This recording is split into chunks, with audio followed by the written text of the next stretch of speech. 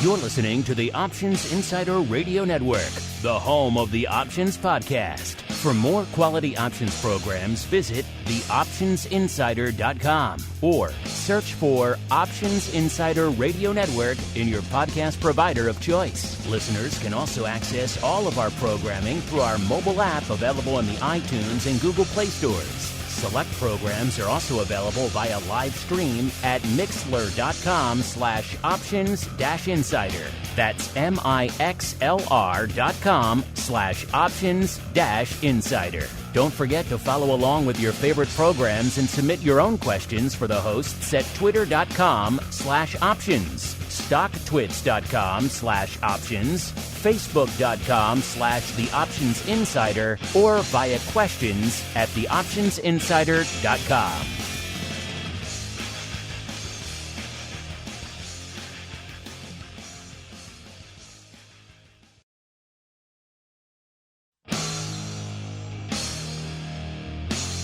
And now, it's time for the show that breaks down the options market from unusual activity alerts to market analysis, strategy overviews, listener questions, and much more. If it involves puts and calls, then our all-star panel will break it down. It's time to hit the Option Block with your host, Mark Longo from the Options Insider Media Group, and co-hosts, Uncle Mike TOSAW from St. Charles Wealth Management, along with Mark the Greasy Meatball Sebastian and Andrew the Rock Lobster GIOVINAZZI from OptionFit.com. And now, get ready to hit the Option Block. All right, everybody. That music means it is time once again for the bi-weekly options extravaganza known as the Option Block. My name is Mark Longo from theoptionsinsider.com. Of course, you can head on over there, get your free earnings move results, and earnings season reports. If you want to go above and beyond, check out the commodities too. And I don't plug it a lot on this show. We do it on TWIFO, obviously, but those TWIFO reports are also available for you free. I mean, it's ridiculous how much data we're giving you guys access to for free. So if you want to see what's going on, let's say in the crazy world of nat gas, or maybe you want to stay in the equities realm, you want to look at the E-mini or Russell 2000 blowing the doors off this week, what's going on from a SKEW. I love those reports. If for no other reason, you can see what's going on in the SKEW and the call wing and the put wing independently of each other. It's phenomenal. I don't know why everyone doesn't do it that way. You know, the hell with the SKEW index and all these other things that give you one number. Meaningless nonsense. You got to look at them both separately, and they let you do that. CMEGroup.com/TWIFO is where you go for those reports. So, man, we give you access to so much cool stuff. And if you want to go above and beyond all that fun, you want to join us for our pro Q&As. We had another great one. We dove deep into the ag world this week with ag options. And feel like you guys had a ton of questions about that stuff, which was awesome. Awesome to see. We don't get a chance to sink our teeth into that often. Pun intended. We had a great pro Q&A on that. Coming up tomorrow, we got options oddities. You want to get access to all that exclusive stuff. Plus, get entered into our fun drawings there for the pro trading crate and everything else. TheOptionsInsider.com/pro is the place to go to learn more out there. And of course, however you listen live after the fact, keep hitting us up. Questions, comments, insights, pearls of wisdom. Keep voting along in our questions of the week. It gives us a good gauge of what you folks are interested in and what you think about the issues of the day. And let's see who we have joining us on the program to discuss said issues and a whole bunch more. First, let's go out to a quiet, a sleepy, some might say a tranquil Hamlet. Pleased to say they have overcome their battles with rickets of late. Very, very vitamin D aplenty flowing out there in the land of St. Charles, where we are joined once again by the uncleest of Mikes, Mr. Uncle Mike TOSAW from St. Charles Wealth Management. Uncle Mike, welcome back to the program, sir. Happy to be here as always, and happy to report that I've lived in St. Charles a long time, and I've never seen anything to do with rickets. You know, a bit of a cover-up. It's a bit of a scandal. You know, I didn't want to get into it too much on the show, but I know that the powers that be out there, they didn't want the world knowing, you know, this rampant rickets issue over there in St. Charles. It's the weather shield. It blocks out the sun. You can't get your vitamin D? There you go. But I digress. We could discuss nutritional deficiencies in St. Charles for days. Instead, let's go on out to the shores of Maine, where nothing is deficient because you could live off the fruit of the sea while you're battling clam pirates and indeed murderous crickets. Yes, we are going out to the GIOVINAZZI compound, where we are joined once again by the rockingest of lobsters, Mr. Andrew G. from OptionPit.com. Mr. G, welcome back to the program, sir. How go the battles against the Crickets and the Clam Pirates? Against the Crickets and the well, I guess okay. I guess okay. We're doing we are surviving. We are surviving with the we are surviving the battle. I guess let's put it that way. We're surviving the battle. So things are good. I haven't had a cricket in a while. We had our first freezing night last night. So, fall is slowly moving to winter. The leaves are falling, and that's just the way it is. Just another season coming in. So but it's very sunny and nice. Very sunny and nice. Or perhaps dark and stormy as we keep on rolling right on into the trading block. It's time to break down the latest topics, trades, and trends in the world of options. It's time for the Trading Block. All right, everybody, welcome to the Trading Block, the portion of the show where we break down what the heck is trading out there. And coming into this latter portion of the week here, we're seeing some mixed markets on the tape out there today. Dow actually having the temerity to go into the red, if ever so slightly off about 0.33%.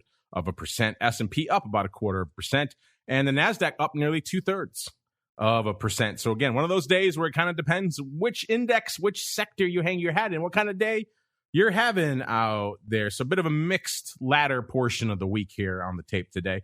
Seeing some mixed action out there in the major indices and vol products out there as well. VIX was hanging out at about a 15.5, not that long before showtime. Getting some of that back now, closing in on nearly the 16 handle. So it was down about 1.5 points. Now it's down about a little over about 1.1 points, hovering right around a 15.90 odd or so out there. So getting a little bit of that juice back after it had gotten into full erosion mode there for a little while there.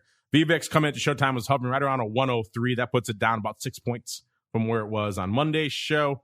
VXX, a product that loves to erode, was hanging out, was flirting with. I think it got briefly below the 20 handle not that long before showtime. Yes, it did. And it got down about 1984.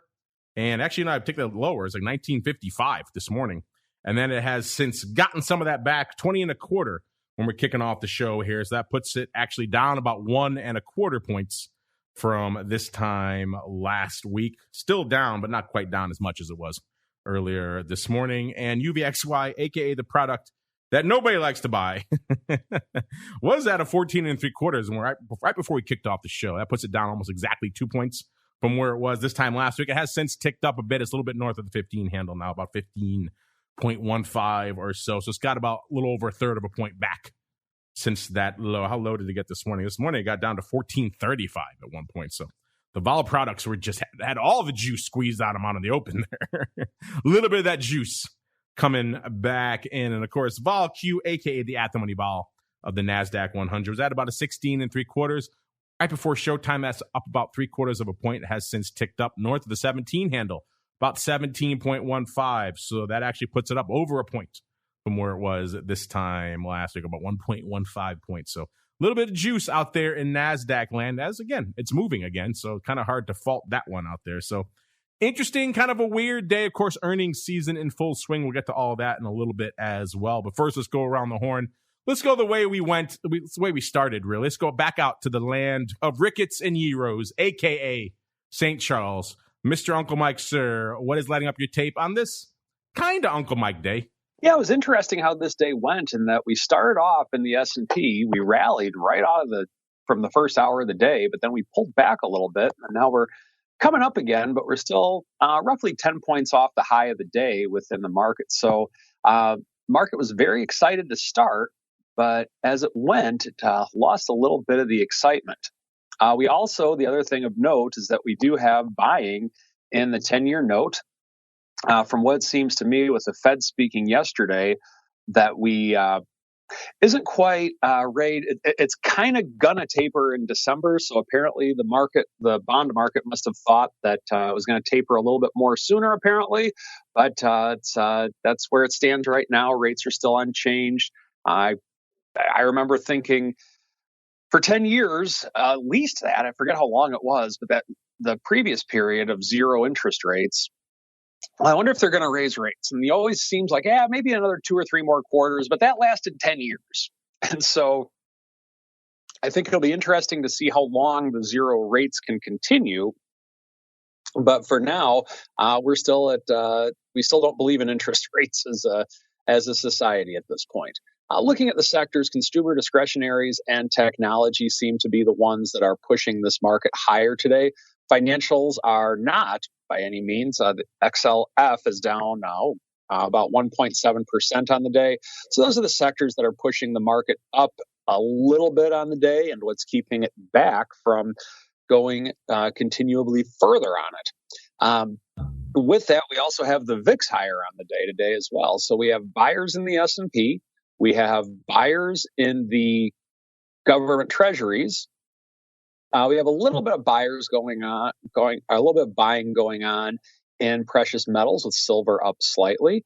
And there's really the only selling that we have going on is in the Dow and the financials, it looks like. So kind of interesting in that we have all those things happening, the way with which they're happening. And normally, I always like to say when we have a market like this, something's going to correct itself within the next few days. And it'll be interesting to see what does and what reverses itself, because usually you don't see all these things going up in the same direction for a very long period of time.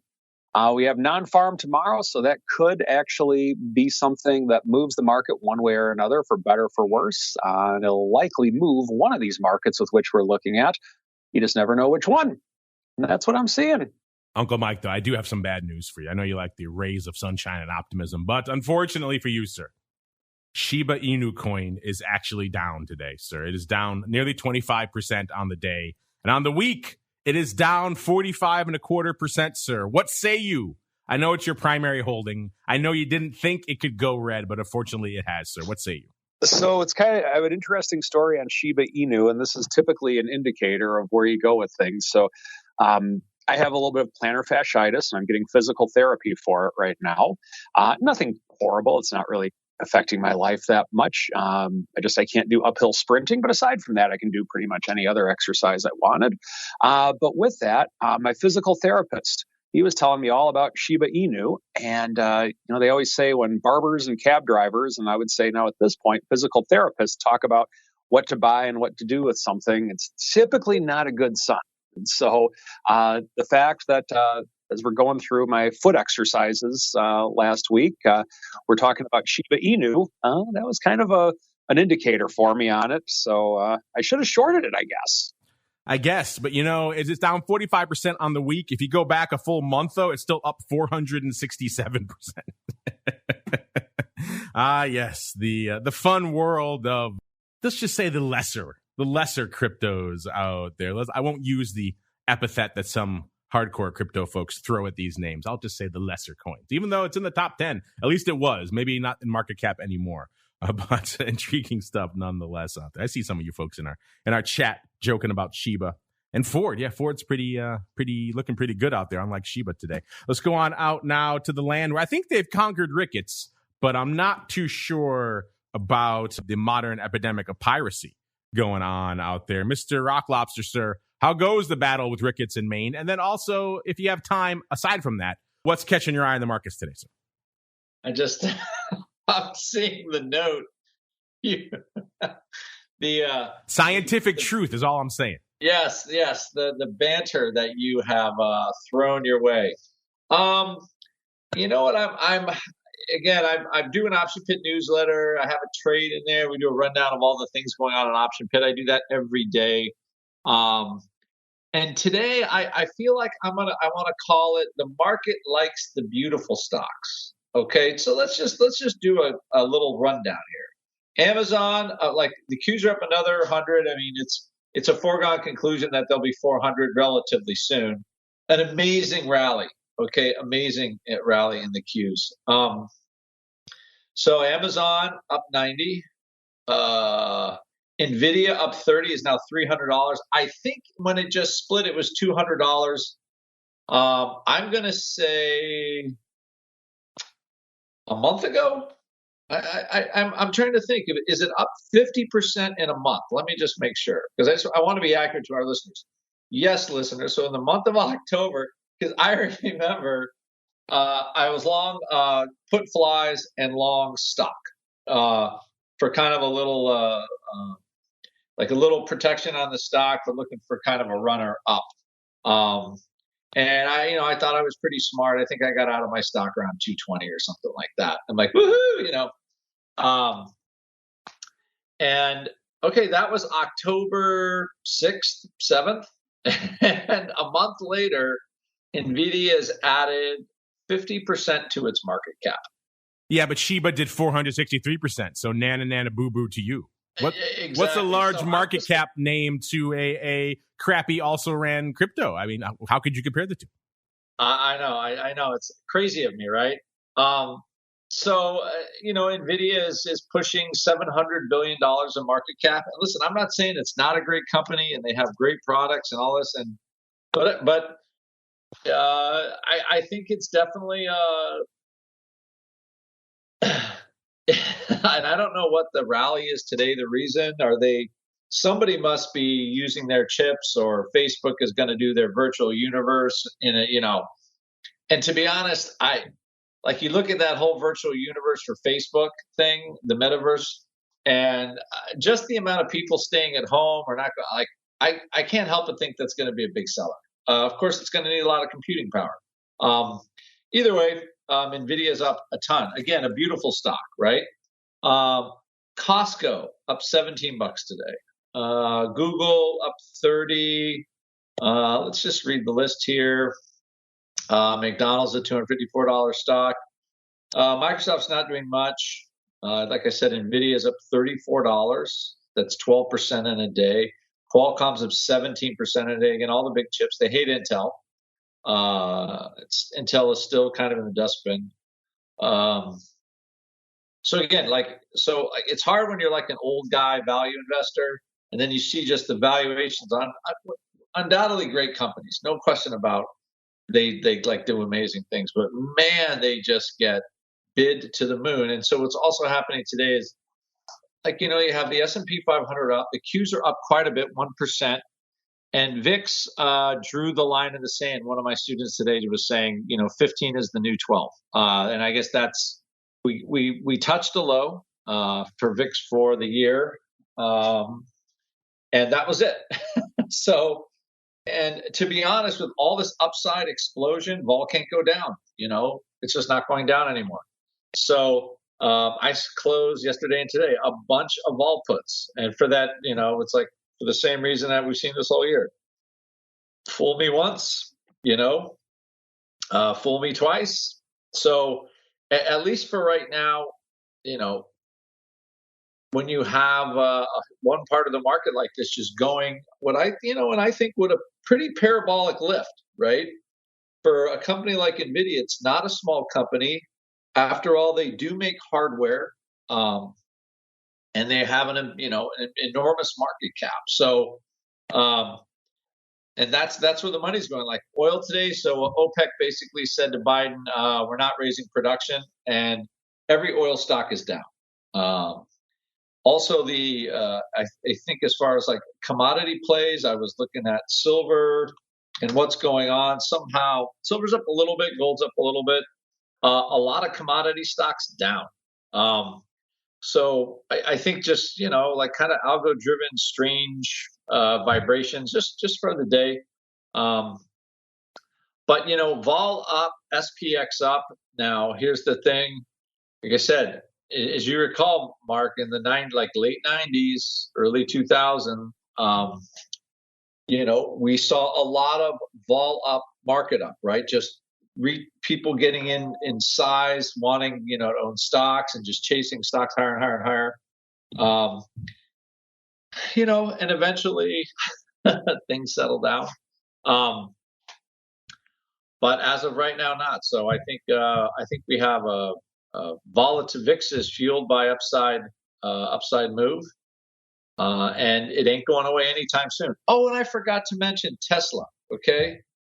When you want to think now, Tesla was $900. There's another one. I had a little back spread in Tesla, like last week, I think. My strike, and I'm like, oh, wow, this is like right on the edge. I think I was along the 1,000, 1,000, 1,100, 1,200 fly in Tesla, a couple of them versus some puts. And I'm like, wow, if this is up $50, it'll be pretty great. And it was up $50 in like a second. So I took my money from that fly and then literally watched it go up another $200 in a week. So, you have just really, really, really large moves. Don't know how else to say it. You're having 40 to 20% moves in giant stocks, either in a week or 2 weeks or in a month. The market is chasing the beautiful people. That's all I'm saying. That's what's happening, and it ain't stopping. I was waiting for you to throw Tesla in your list of beautiful names. That's kind of the name the market's most in love with these days out there. So yeah, intriguing stuff afoot. You're right. People forget that upside movement is still movement. It's still volatility. And if we keep exploding to the upside, then, or at least reversing aggressively from the lows, it's kind of hard for vol to get too much lower, as we're seeing playing out in stark relief today. Let's see what's playing out there in the broad markets. Let's start in VIX land. It's a little bit of a turnaround, and vol is turning into some paper out there in VIX. In fact, as of a few minutes ago, VIX was already at its ADV for the day. The ADV is 415. Just ticked through it. 416,000 contracts on the tape out there in VIX land. So something is afoot out there in VIX. Let's see if we can look really quickly and see what the most active contracts. It's Dece and Jan 16 puts, each doing 30,000 contracts each. So time spread or maybe a bit of a roll. Also, the Feb 25 calls doing 22,000 contracts. So it's not what I assumed. It's not like one big 100,000 lot driving all the paper. Looks like a bit of probably a roll. So even though that's where you're rolling Dece already, but hey, crazier things have happened. So that's 60,000 contracts in that one probable spread. And then I guess everything else falling in line. Just a very active day across the board out there in VIX land. Not quite as active in the SPY. Only 2.75 million. That sounds like a lot, but for SPY, that's kind of normally at that level. Maybe a little bit rich. Maybe it's normally at 2.5 million right now. The ADV is 4.7 million, so still got a long ways to go. The S on fire, 1.1 million contracts already up there in the big dog, which is the S. I think everyone's just excited about the nanos. They want to get at those SPX nanos, because when you think of a one-share contract, the S is where you want to go. The ADV is about 1.46 out there right now. The Qs doing their usual dose of paper, 1.36 million contracts on the tape already. So the Qs are rocking and rolling again. The ADV is about 1.5 million. Got a feeling it's going to be ticking up after today. And you know what else is on fire, listeners? Freaking small caps. Oh, my goodness. Spoiler alert for TWIFO a little bit later. We got a great guest joining me later today to break down all the madness out there. And small caps definitely going to be on it. They are dominating our movers and shakers report this week, listeners. And already today, IWM has 828,000 contracts on the tape today. That's enormous, because the ADV not that long ago was around 500,000, a little bit more than that. Now it's already ticked up to 649,000, and we've already blown through that again today. So small caps getting their next leg up, perhaps, or there's their next leg of fascination. Whatever is driving this rash of movement in paper, they are on fire out there today. We'll get more into the action out there a little bit later on TWIFO. We'll get into the RUT options, the SKEW, the vol, all that good stuff, and a whole bunch more. Now let's get out to the area that the Rock Lobster was calling the beautiful names. There's a few of those in our top 10 today. By the way, that top 10, very rich. If you're not coming to me with 300K, you're not getting past the bouncer today. 301,000 to be precise. That's what it costs to get past the bouncer into our top 10 today. That gets you to Moderna. Not usually a top 10 player, but today they are. And then we jump up again. Number 9, we're already at 414,000 contracts. That tells you what kind of day it is today, listeners. There's a lot of turbulence out there in the market today. We're turning, we're burning, there's vols exploding, or at least ticking back up. Volume is exploding, definitely. And the numbers here on these single names are just insane.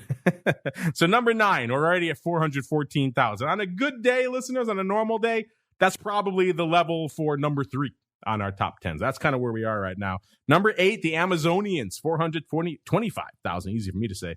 for number 8. Number 7, Neo back in the top 10 after kind of getting kicked to the curb a little bit there last week. 434,000 for number 7.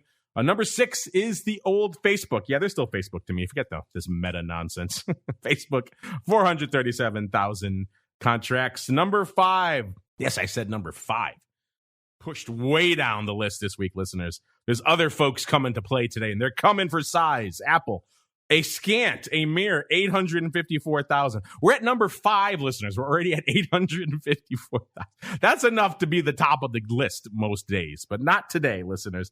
Number 4, one half of our symbol twins out there. AMD looking strong. 966,000 contracts. That should be enough for number 1, but no.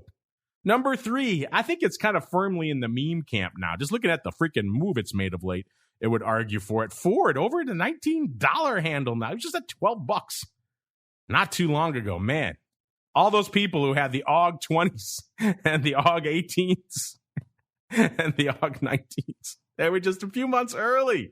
Oh, that's so many millions of dollars went down the drain, and expecting this move in Ford back in late summer. But Ford right now over the 1 million level, 1.01 million. Ford just on fire. Number two. Yes, number 2. It's Tesla, 1.38 million. What could top this mad, insane list out here today? What could possibly wrestle the crown today? What kicked Apple all the way down to number 5 on our list? Yep, it's NVIDIA ruling the roost today. 1.45 million contracts. These numbers, listeners. Go back and check out our episode of Options Bootcamp recently, where we called it This Is Not Normal. We broke down a lot of things that are not normal. Add this mad, insane top 10 volume numbers. Add that to the list of things that are not normal. You should not expect this on a given day, but that's kind of what we're seeing out there these days. So, man, we are back in it hot and heavy. Speaking of hot and heavy, earnings season popping off like crazy out there again this week. Let's give you some of the names that have popped off this week. Monday, we had Clorox. Tuesday, Pfizer, BP, Under Armour, Activision, Blizzard, and Lyft. Wednesday, CVS, Norwegian Cruise Lines, Cedar Fair, Roku, and Qualcomm out there, and Etsy and EA. Thursday, so today we got Moderna, Viacom, Pinterest, Uber, Airbnb, Peloton, and WWE for Uncle Mike out there. And then Friday, we have DraftKings and Coinbase. 2 big names on Friday as well. Let's see what we got now. We've got earnings move results reports for several of these. Let's go to a few of these now. Let's go to Moderna first. They were just this morning. These are hot off the presses, listeners. Right before the bell, Moderna, they popped off. 345.92 is where they went into their announcement.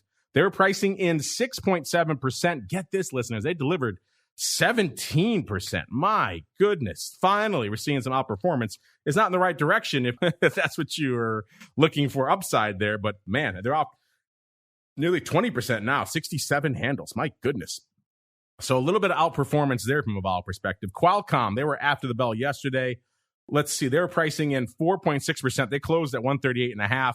They ended up delivering, 11.7%. That's, of course, in that immediate range. It's up 13.25% now. So if you extend that radius a little bit farther, you get even more of a move. So as you can see, listeners, you got some bangers here on the tape. You can find these for yourselves. TheOptionsInsider.com. Click on the Options News and Articles tab, and you'll get all this fun stuff there. Let's go out really quickly to Pizza Vol. That was when they had slashed the Pizza Vol, as you recall. There before the bell today as well. 123.25 is where they went into the announcement. They're pricing in 5.4%. That was on that kind of reduced expectations. They delivered 7.5%. So Pizza Vol is back.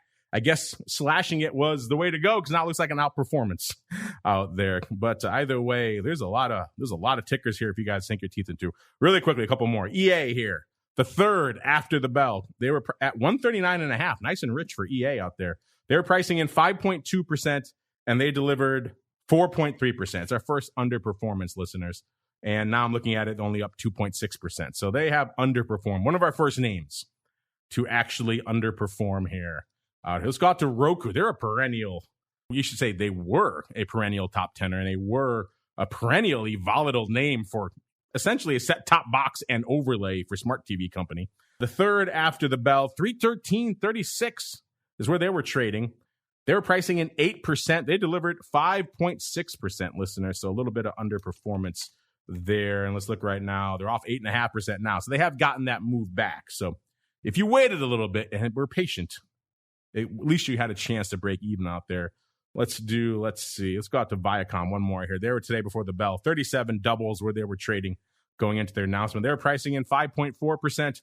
They delivered 3.5%. So one of the few underperformances we've had today, and that's still about the case, 3.75% right now. So intriguing stuff. There's a lot of analysis to do here, listeners, and you guys can do it all for free. You know where to go. As we look, there's reports coming up for next week as well. We'll get to those maybe a little bit later if we have time. Meanwhile, now it's time for us to keep on rolling and see what the Eye of Sauron sees with its fiery gaze. It is time for the Odd Block. It's time to break down the most interesting, unusual, and downright questionable options activity that's been identified by theoptionsinsider.com. It's time for the Odd Block.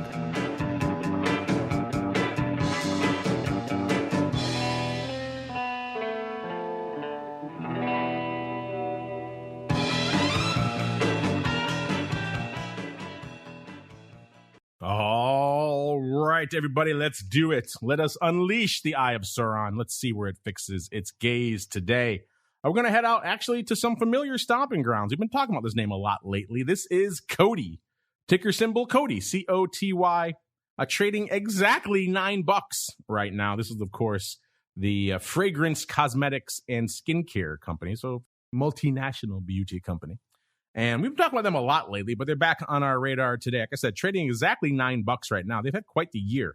A year ago, they were trading exactly $3. So they have had some run. Up pretty much 200% since over the course of the past year. A lot of that came early. November, they were trading exactly $3.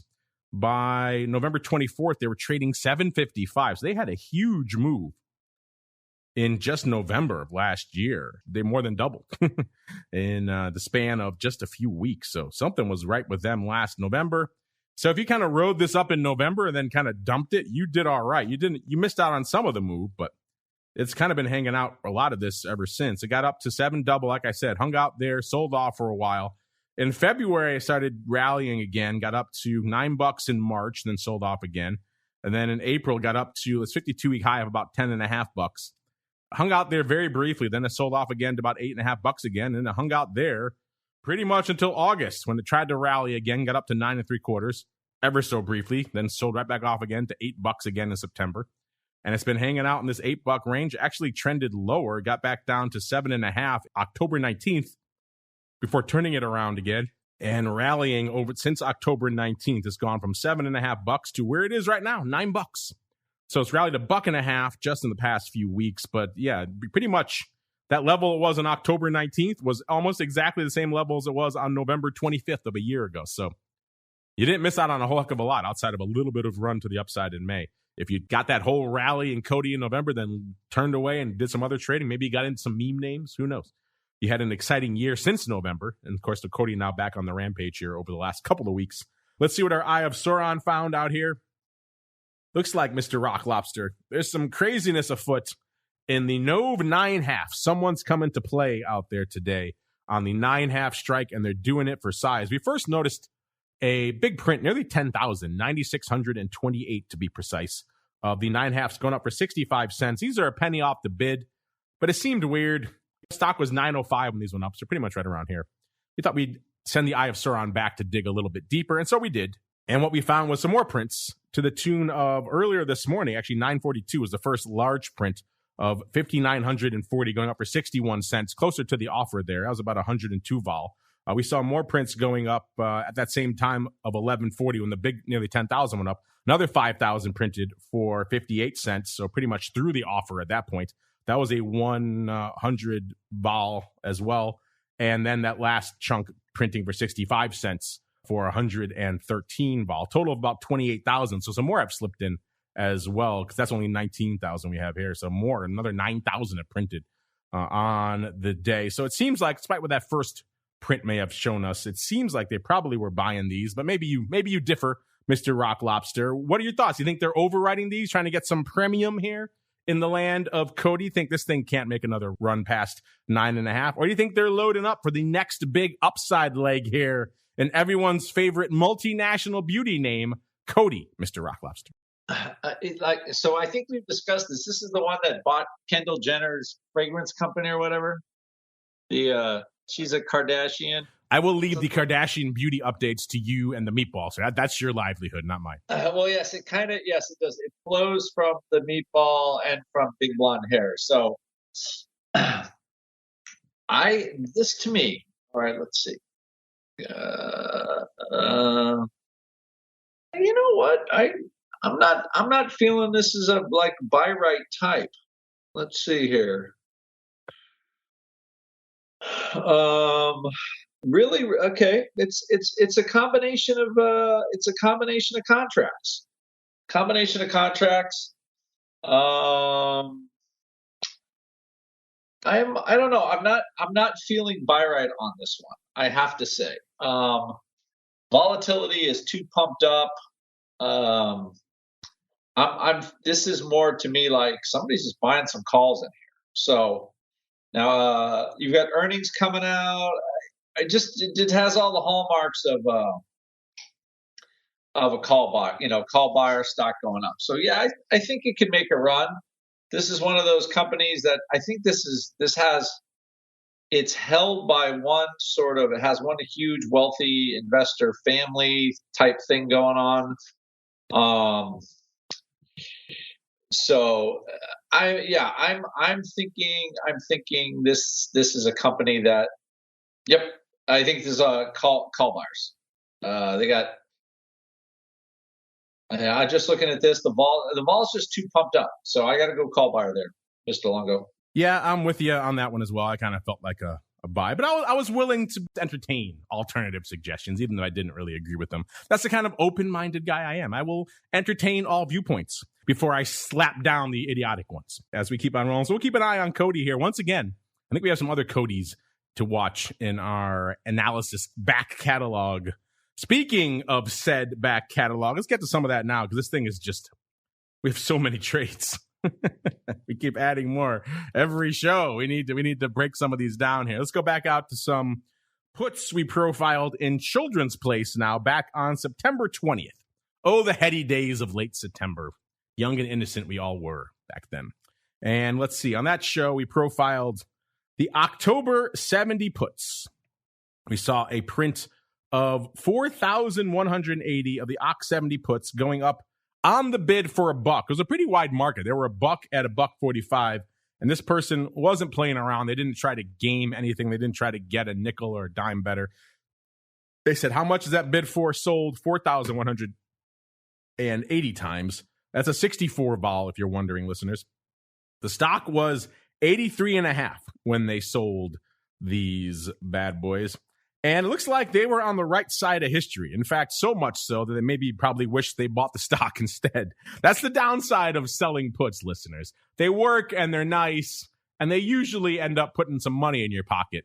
But if they work too well, that's when you're kind of always just like, oh, maybe I should have bought the calls or bought some stock. And this one might fall into that latter category, listeners. The stock was 83.5 when he put it on.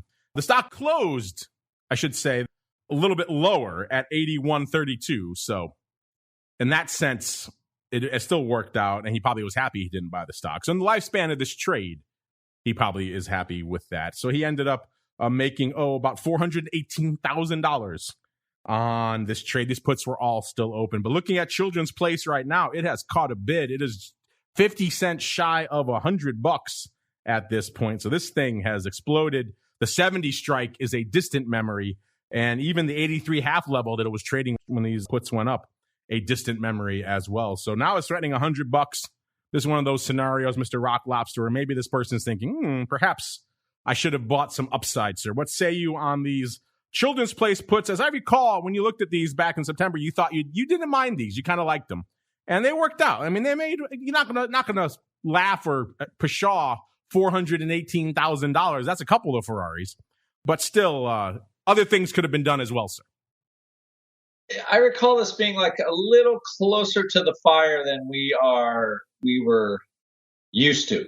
Does that sound right at the time for right now? I have in my notes that you said you don't hate these, that you liked them. Yeah. So I think you gave them a big chef's kiss and the Rock Lobster seal of approval. Yeah, well, I have to say they made some money. I mean, we're stock's almost $100. They finished $11 in the money, and what else? What else do you say about these? I think this was line in the sand-esque, I would say, but not strictly a line in the sand put, so to speak. These are pretty juicy. They got a buck for them. There was no earnings in this. The earnings were in November. They still haven't happened. They got a lot of juice for these puts. I can't fault them for selling these bad boys, that's for sure.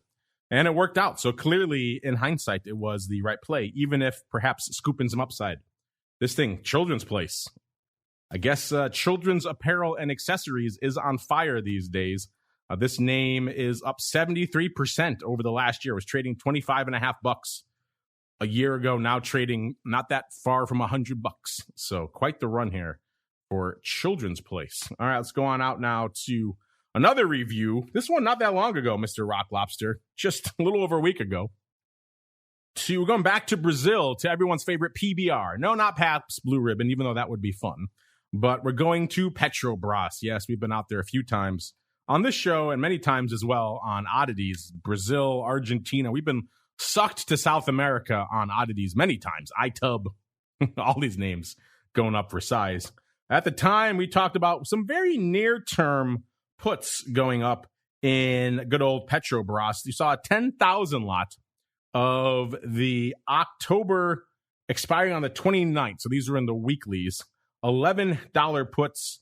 They went up for 76 cents. The market was 69 at 85. So it's kind of anyone's guess as to whether they bought or sold these bad boys. These were opening. There was about an 89 vol. So it was rich.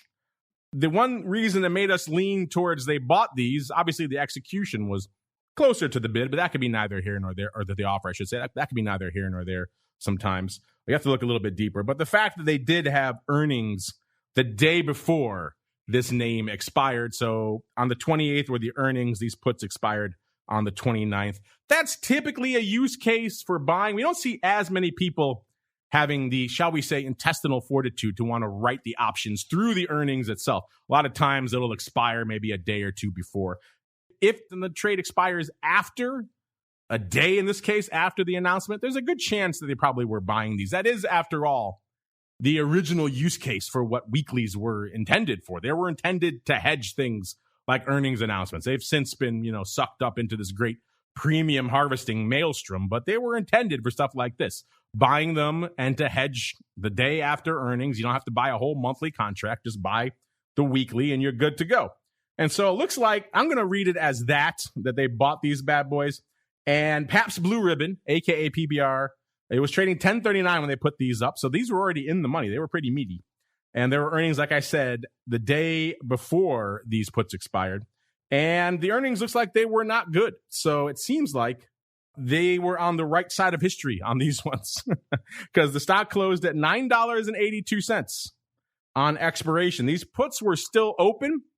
So I'm going to look at the side of they probably bought these, and the puts at least. Obviously, they had stock, so the stock not looking so good. But the puts straight up made about a little more than $750,000, $760,000 on these bad boys. So if they bought the puts, looking all right. If they sold the puts, then not looking as good. And even worse now, coming into the show, actually the stock's ticked down even lower. It's at 9.5 now.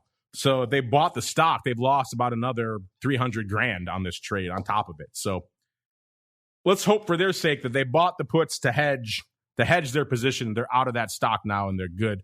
Mr. Rock Lobster, how do you interpret this one, sir? Very interesting one. I have not sold puts in PBR yet. I actually was long some strangles. I sold the puts out, so I have the calls for almost nothing. But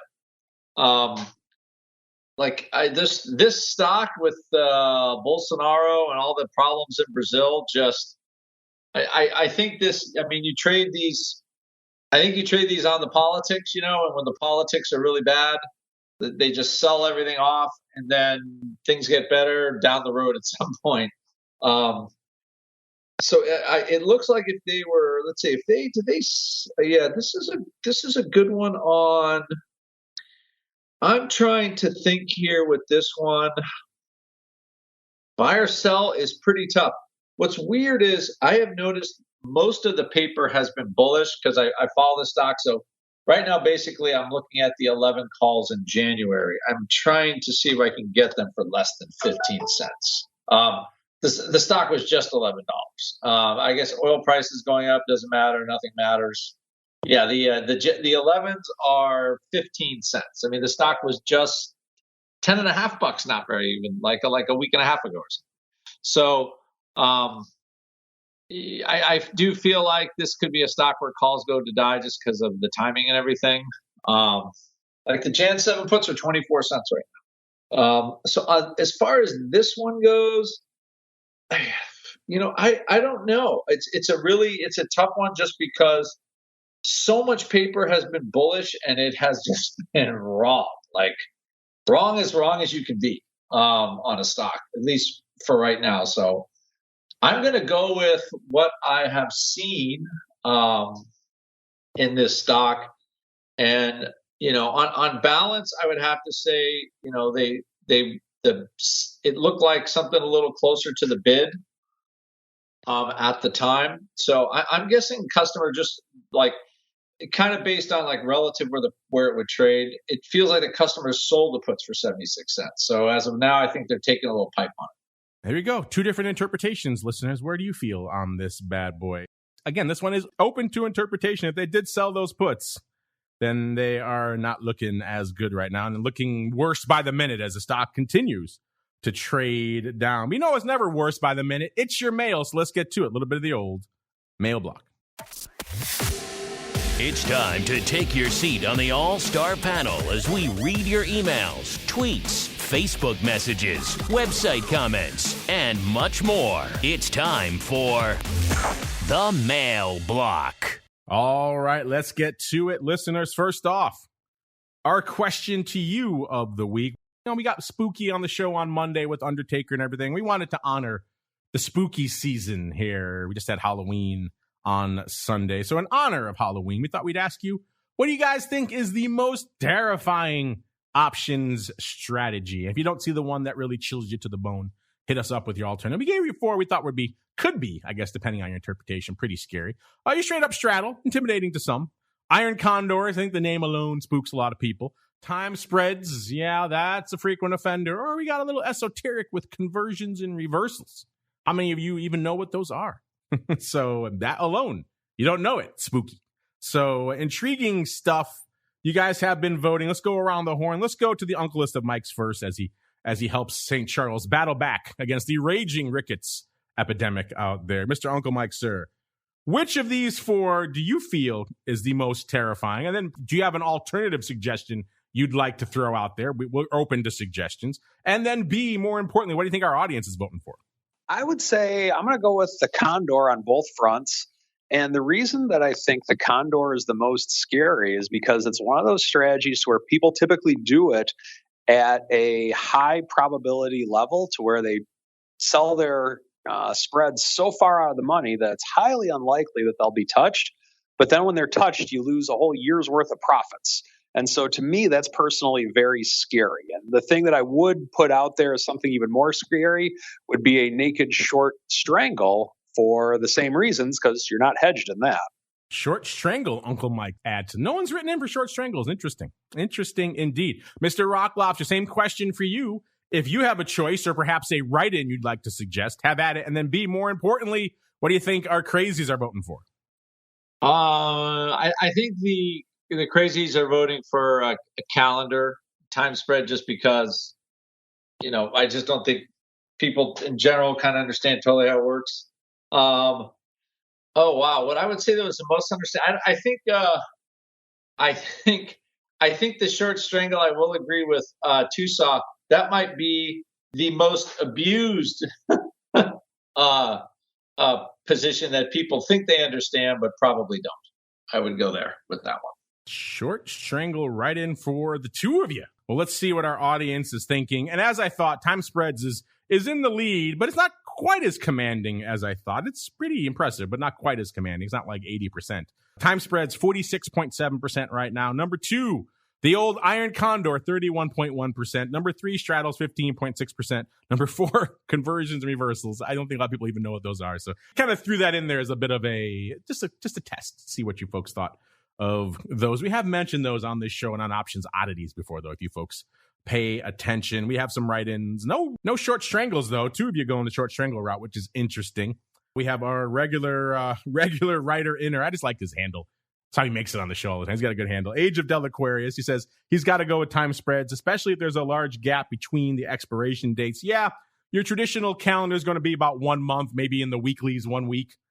So yeah, if you go many months out, then it's a very different beast, right? You got a near-term high gamma thing, and then something farther out that's only loosely correlated to that. So you're right. Then they get very spooky. So yeah, that's going to run for another day or so. If you haven't voted yet, listeners, get in there, get your votes in, make your voice heard. All right, let's go out to Alex now. Alex wants to know, do you think other exchanges will jump on board the nano party and start launching one share, no multiplier options? Well, I would think our audience was clearly in wait and see mode. What was the actual breakdown for it? Yeah, we asked you guys if you're going to trade these, and about 2/3, 64% said no. Only 35% or so really saying yes. So our audience is in wait and see mode. I would not be surprised if the other exchanges are going to do something similar. They'll let the CBOE be the vanguard. They'll let them deal with the regulatory issues. They'll let them deal with the marketing and the education, the heavy lift that is required for these things. They're saying sometime in Q1 of next year, if these things take off and they're a huge hit with the retail audience, yes, this is a Me Too business. Everyone rips everything off that works. Look at every exchange has ripped off every pricing mechanism and everything else under the sun that works. So yes, they will have Me Too. They won't call them nanos, obviously, but they'll call them something similar. And they'll be effectively the exact same thing. So yes, look for lookalikes and copycats if these things take off. Also look for lawsuits from the CBOE as a result. I don't know if you can you can trademark it. If you can copyright a multiplier, I don't know if that's enough to distinguish you. But hey, I'm not a product attorney here in the space. I do expect there probably will be some litigation out of this if these things are hits. But yes, I would not be surprised to see folks jumping on. That's kind of what the options game is all about. Mr. Rock Lobster or Mr. Uncle Mike, you have any thoughts? You think the rest of the exchange industry is going to jump on board the nano train if it's a hit? I think that for sure they would, because with that, if that's a hit, who wouldn't want that paper? I mean, it's one that like I said, if they can make it work, I think it's a great idea. But I think that it's a big if before anything. And if all of a sudden the CBOE is making money off of doing that, and they're getting narrow bid ask spreads, the market makers are on board and the brokers are on board, and they're getting a lot of people wanting to do these one share a lot. You can call it a one lot. I don't even know what we'll call it, a nano one lot of like an Amazon or a Google eventually. And yeah, I think they will, but it's we'll just have to see if the way with which this is going to work is that everyone's going to have to come together on it, and that's oftentimes difficult to do in our business. Yeah, they'll just rip each other off and then sue each other. That's probably what will end up happening. Mr. Rocklobster, any thoughts, sir, on this? The nano thing. I maybe people will trade them. I don't see it like commission wise, everything wise. It's just like the one gamma contract, the one delta contract is, I think that's, if at that point, just people should just buy one share of stock, I don't know. Look at you, the party pooper here. Everyone's all fired up for nanos. And then you got the cynic out there in Maine in his compound saying poo-poo to you. A little bit of that. I have to say, I hate to throw the cold water on it, but, I like. So for my kids' retirement, my kids' trading accounts, I just buy like shares between one and 10 shares, and like the cost is low, and, to get some start in the market. So I think it's, I think it's one of those funky ones. It is funky. I don't think it's worth what the commissions are going to cost. Like, what are they going to charge commission-wise? The devil's still in the details, right? That's where everyone's that's why our audience is waiting and seeing. I'm sure why the rest of the industry is as well. But look at the top 10 for today, right? You got, all these names that are crazy expensive in there. I mean, NVIDIA is one of the cheapest at $300. You have Tesla at $1,000, the Amazon at $3,500. I mean, there's an argument to be made for a cheaper, who can afford even a one lot on a name like an Amazon anymore? You can't. So there's an argument to be made on some of these names for that. Whether nanos are it, I don't know, but it certainly is interesting stuff nonetheless. All right, that music, listeners, means we've been gassing on about nanos and your questions and everything else, so we're kind of running a little bit long. So we're going to do a combo around the block as well as what you have up your sleeve segment as well. Let's start with the Uncle's of Mike's. Mr. Uncle Mike, what are you watching until we gather here together on our show on Monday? And if folks want to learn more about any of it, where should they go? What should they do? Watching the 4,700 mark. We might make a run at it in the S&P. We will see. I think non-farm's going to play a big role in that tomorrow. And then the rest of the day, I think, is a pretty key thing to watch as well. Also watching to see if the financials can bounce back from getting pounded on a little bit today. And then if you're interested in working with a financial advisor who likes the option product and oftentimes puts clients in them, even assuming it is appropriate, feel free to reach out to me. stcharleswealth.com is my website. Or you can follow, or you can follow me on Twitter at Mike TOSAW, TOSAW. There you go. Give the man a follow at Mike TOSAW on the old Twitter. Keep an eye out for some videos from Mr. Uncle Mike coming sometime soon. And Mr. Rock Lobster, what are you watching? And also, if folks want to learn more or perhaps debate you on nanos, where should they go? What should they do? Yes, they can come to optionbid.com and our membership session. If you want to debate me directly, Trading Legion, Capital Gain, Ball Trade Club, our pro chat room, our pro membership, all those places where we do individual, like one-on-one type training. That's where it is. What are we watching today? Just as TOSAW said, like at 4,700, I think is a lock. QQ at 400 lock. Where vol goes to then, I don't know. So we'll see what happens with this non-farm payroll number. But right now, I think the market is just it's going up. So why get in the way? Why get in the way of a good thing?